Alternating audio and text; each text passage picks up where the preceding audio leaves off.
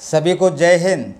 आज 22 सितंबर 2024 और मैं सुबेदार वीटी नायर, जनरल सेक्रेटरी आरेवा ऑल इंडिया।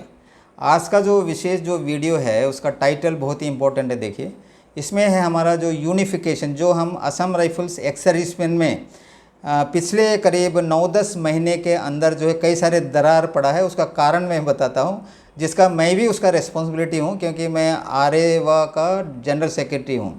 इसका 2 रीज़न था जिसके कारण हमारे आपस में मतभेद हुआ है। सोशल मीडिया में एक दूसरे को गाली दे रहे हैं, काफ़ी जो है एक प्रकार का युद्ध हो रहा है, यानी कि वार ऑफ वर्ड्स, और इसको दूर करना बहुत ज़रूरी है। देखिए, कारण मैं बताता हूँ। पहले तो जो आरपी 2003 जो भी है, जिसको हम रिस्ट्रक्चर्ड पीस एस्टेब्लिशमेंट कहते हैं या रिवाइज्ड पी, उसके बीच में आया था, जो क्लरिकल ट्रेड के लोग उसमें शामिल थे। और हमारे जो स्पेशली केरल से, जो कि बहुत ही मेरे घनिष्ठ जो बोलते हैं उसको मित्र बोल सकते हैं आप सर्विस के दरमियान, जो हमारे सुबेदार मेजर रविंद्र दास सर जो है वो है, कई सारे लोग जो है मेरे अगेंस्ट में हो गए। और चलो, एक कारण है जो कि स्पेशली क्लरिकल ग्रेड इसमें शामिल है। दूसरा जो है आरएसआ का ऊपर लेकर एक इशू हुआ था।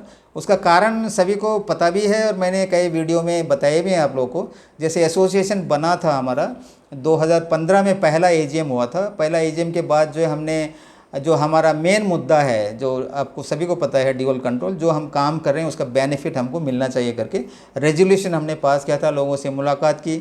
उस वक्त जो है हमको काफ़ी एक जो जनरल सचदेव सर थे, जो हमारे डीजीआर, उन्होंने अलग तरीके से देखा हमें, तो हमारे अगेंस्ट में आ गए। आरेवा को जो है उन्होंने ख़त्म करने की कोशिश की, और क्योंकि संविधान को उन्होंने उतना ध्यान दिया नहीं, जिसके चलते हमने कंप्लेंट्स वगैरह दिए। ओके, तो उस वक्त क्या हुआ था, होता है उसी के चलते जो हमारा 2016 में सेकेंड एजीएम जो हुआ था देहरादून में, उत्तराखंड में, वहाँ हमने एक रेजोल्यूशन पास किया था कि आरएसआ के अगेंस्ट में जो है डी रजिस्ट्रेशन करने का केस हम उठाएंगे, क्योंकि उन्होंने कहा था कि आरेवा क्या है, अनलॉफुल है। किसने कहा था? सचदेव सर ने, जो हमारे उस वक्त के डीजी थे। और सेकेंड एजीएम में हमने 2016 में रेजोल्यूशन पास किया था आरएसआ के अगेंस्ट में जाने के लिए। लेकिन होता ये है कि सचदेव सर के जाने के बाद आता है चौहान सर, जनरल चौहान। उनका हमारा रिलेशन बढ़िया था। वो बोलते थे चलो असम राइफल पुलिस है, लेकिन हमारे आपसी जो क्या बोलते हैं उसको, रिलेशनशिप जो है काफ़ी अच्छा था। इसी वजह से उसको हमने पेंडिंग में रखा। फिर आते हैं सांगवान सर, उसके बाद आते हैं जनरल नायर सर। आप सभी को पता है, जनरल नायर सर के साथ जो है स्टार्टिंग में तो काफ़ी अच्छा लगा, क्योंकि उन्होंने ही मेरे साथ बात करने के लिए आया। ट्रिवेंड्रम में हम करीब 2 घंटा से ज़्यादा बात किया, काफ़ी अच्छा लगा हमें भी। लेकिन बाद में उन्होंने जाकर कुछ ऐसे स्टेटमेंट दिए नेपाल में कि कहने लगा कि जो है आप आर्मी की तुलना मत करो, आप लोग जो है ये है एमएचए के अंदर है, आप पुलिस जो भी है, ऐसा करने लग गया। फिर ऑनरी रैंक के बारे में बोलने लग गया कि ये सीएपीएफ में नहीं, आपको कैसा मिलेगा। मतलब इस तरीके के जो स्टेटमेंट जो है, जो हम एक्सपेक्ट नहीं किया था, तो हम जो है, और जो है काफ़ी हमारा रिलेशन कई कारण से, जैसे सेना मेडल का चला जाना, मतलब काफ़ी जो है ख़राब हो गया रिलेशन, जिसके चलते हमको मजबूरन आरएसआ के ख़िलाफ़ जो है डिटेल वगैरह मांग के फाइनली उसको डी रजिस्ट्रेशन के लिए पहले तो हमने रजिस्टर के साथ कार्रवाई की, और उसके बाद जब भी शिलोंग में डिस्ट्रिक्ट कोर्ट में प्लेंट फाइल हुआ है। देखिए, इसमें क्या होता है, जो आरएसआ के जो है कई सारे सेंटर है। जैसे केरल में हमारा सीएस नायर सर है, जो 2009 में उनसे और मेरा मुलाकात हुआ था, और वह जो है, ये बिल्कुल नेचुरल है कि वो डीजी का सपोर्ट करेगा, और वो गए भी कोझिकोड वगैरह में, उनका जो भी प्रोग्राम था शामिल हुआ। कुछ एयर कैडर ऑफिसर भी गए।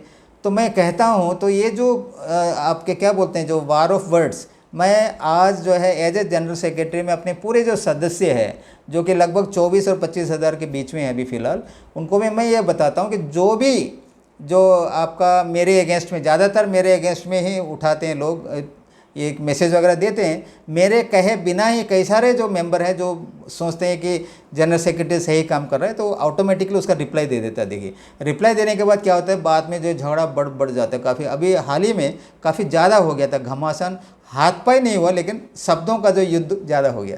तो मैं कहता हूँ कि सभी को जो है मैं आदेश देता हूँ, डायरेक्शन देता हूँ, सलाह समझिए इसको, मैं दे रहा हूँ कि कोई भी जवाब देना नहीं है। यानी कि अगर किसी ने जो है आपके या मेरे खिलाफ या आरेवा के कुछ भी बोलता है, बिल्कुल साइलेंट, यानी कि मौन व्रत पालन कीजिए। और मैं इस आज जो है हमारे सुबेदार मेजर सीएस नायर सर बहुत ही बड़े नेक इंसान है, सभी को पता है।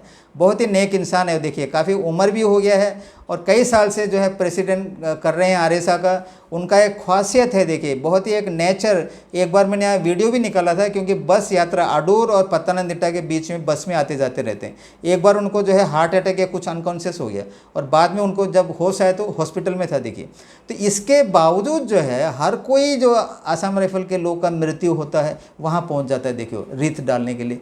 बहुत ही क्या बोलेंगे आप, एक्स्ट्रा ऑर्डिनरी पर्सनैलिटी है हमारे CS नायर सर का। और इसमें क्या है कि देखिए हम इसमें दो चीज़ मैं बताना चाहता हूँ। ये कि हमारे केरल का मैं एग्जाम्पल दूंगा। एक परिवार है, देखिए परिवार में पिताजी कम्युनिस्ट हो सकता है, माताजी कांग्रेस, या कोई लड़का जो जवान है वो बीजेपी का सपोर्ट करता है। यानी कि 3-4 पार्टी के सदस्य एक ही परिवार में खाना खाते हैं, आपस में रिश्तेदार है, रिलेटिव्स है, कोई पिताजी है, कोई बेटा है, कोई माताजी है, इस प्रकार से। लेकिन तब भी प्रोफेशनल जहाँ तक आता है, पार्टी का जब संबंध आता है वो जाके कैनवास करता है। लड़का अगर बीजेपी है तो बीजेपी का करेगा, जो कांग्रेस है कांग्रेस के लिए करेगा। लेकिन घर में आने के बाद क्या है, सभी फैमिली मेम्बर है। तो वही पॉलिसी तो मैं तो समझता हूँ।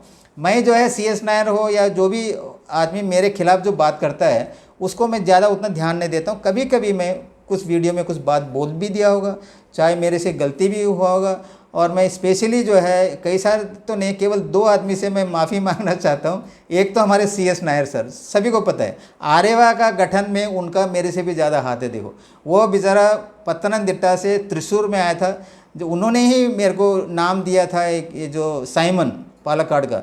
जब त्रिशूर से हमारा थोड़ा डिले हो गया तो पालक्काड में जाके हमने रजिस्ट्रेशन किया है। नायर सर मेरे घर में आए थे त्रिशूर में, हम गए थे मनारकाड जहाँ पर मीटिंग हुआ, एक्स्ट्रा ऑर्डिनरी मीटिंग, जिसको हमने मलाबार रीजन से उसको ऑल इंडिया किया है। यानी कि शुरू से ही जब इवन एसोसिएशन बनने से पहले जब वो शिलोंग गया था, मैंने लेटर वगैरह दिया था DG के लिए, और जितने लोग आए थे शिलोंग में उनका जो मीटिंग करना, ये जो आरेवा को जो है मजबूत करने के लिए इनका कंट्रीब्यूशन, अगर मेरा जो है 49% है तो इनका 99% है। मैं सभी को बता देता हूँ।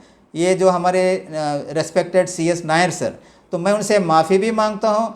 और जो भी जो हमारे जो मेंबर है, स्पेशली एक रघु है जो यहाँ का सेक्रेटरी है, वो मेरे कहने पर नहीं, वो मतलब होता है। देखिए अगर कोई आदमी काम कर रहा है उसके अंडर में तो उसको दर्द तो होते हैं। और जहाँ तक रघु का संबंध है, सबसे लॉयल एक आरेवा का सदस्य है, केरला का सेक्रेटरी है। केवल केरल नहीं, अक्रॉस इंडिया, नेपाल उनको पता है। 9 AGM उन्होंने अटेंड कर रखा है और AGM में भी जो है वो काफ़ी अच्छा काम करता है। देखिए अनाउंसर इधर उधर कभी काफ़ी जो है इन्वॉल्व्ड है ये रघु। मेरा चमचा नहीं, मैं आपको क्लियर कर दूं। तो इनका भी के कारण, किसी भी सदस्य के कारण या मेरे कारण अगर कोई हमारे CS नायर सर का दिल में दर्द हुआ होगा तो मैं हाथ जोड़कर उनसे माफ़ी चाहता हूं। और मैं अपने सदस्यों को बताऊंगा, आज से कोई भी जो है व्यक्ति के ऊपर अटैक करना नहीं है। मैं सहन कर लूँगा, क्योंकि एक्चुअल में मेरे को उतना इफेक्ट होता भी नहीं अगर कोई मेरे खिलाफ बोलेगा। दूसरा है, मैं कमांडेंट शशिन्द्रन, देखिए मलाबार का रहने वाला है, मलप्पुरम का रहने वाला है। वो बहुत ही नेक इंसान है। मैं जो है फर्स्ट मीटिंग में ही जब हम देख लेते हैं आदमी से बात करते समय, मेरे को एक आइडिया मिल जाता है किस प्रकार का इंसान है। गुवाहाटी ट्रांजिट कैम्प में मैं उनसे बात मिला था जब 2IC थे। वो बहुत ही नेक इंसान है, केवल थोड़ा मिसअंडरस्टैंडिंग में, क्योंकि DG नायर के साथ आप सभी को पता है, नायर सर आते हैं उसके बाद हमारा रिलेशन ख़त्म। मैंने बताया जैसे RSA को हमने केस तक कर दिया है। तो जहाँ तक हमारा जो आरेवा का जो स्टैंड है, DG जो है केवल RSA को लेके इधर उधर जाकर जो भी वेलफेयर, वो वेलफेयर नहीं है। मैं आज भी कह रहा हूँ, पहले भी कहता था, फ्यूचर में भी मैं कहूँगा। हमारा आसाम राइफल का जो बेनिफिट सरकार से जो दिलाने में जो एज ए DGR जो कर सकता है और कुछ नहीं कर सकता है। जैसा लेखराज पुआर सर का जो मैंने एग्जाम्पल दिया था, ब्रिगेडियर लेखराज पुआर, उसी प्रकार से जो है वो जो रिलेशन हमारे साथ जो है मतलब जो खराब हुआ है, वो जनरल नायर सर उसका जो है उत्तरदायित्व है, उनका जो है रिस्पॉन्सिबिलिटी था। लेकिन उसके चलते हमारे आसाम राइफल के सदस्य जो कि सर्विस, रिटायर्ड, उसके परिवार, विडोस, वो हम एक होके रहना है। तभी हम हमारा जो मेन जो काम है, मेन जो ऑब्जेक्ट है, उसको हम सही तरीके से हासिल कर सकते हैं। शशिन्द्रन सर को भी मैं मतलब सॉरी कहता हूँ, उनके मैंने कुछ गलत शब्दों या इधर उधर जो भी बोला है, बहुत ही अच्छे ऑफिसर है। और मैं मलप्पुरम का जो हमारे एक्स सर्विसमैन वगैरह जो एक समूह है वहाँ पे, वो सभी जो है फिर दोबारा पहले की तरह रहना है। कोई आरेवा का सदस्य लो या ना लो, उनके ऊपर डिपेंड है, हम कोई फोर्स नहीं कर सकते। लेकिन जहाँ तक है शशीन्द्रन सर का मैंने एक पोस्ट देखा था काफ़ी मलयालम में, मैं किसी के द्वारा उसको मैंने ट्रांसलेशन करके पढ़ा है, तो काफ़ी जो है दिल में उनका दुख है। देखिए वैसे मेरे कारण अगर ये दुख है तो मैं उन सभी से क्षमा चाहता हूँ, स्पेशली हमारे सूबेदार मेजर CS नायर सर और कमांडेंट शशीन्द्रन सर से। आज से जो हम परिवार फिर दोबारा एक होकर आगे को निकलेंगे, कोई भी मन मुटाव मन में नहीं रखना है। और मैं दोबारा अपने सदस्यों को बोलता है, किसी भी प्रकार का जो भी डिरोगेटरी किसी JCO या अफसर के अगेंस्ट में आपने सोशल मीडिया में निकालना नहीं। आज तक इतना ही, समझ में आ गया होगा सभी को। धन्यवाद। जय हिंद, जय आरेवा, जय भारत माता, सत्यमेव जयते।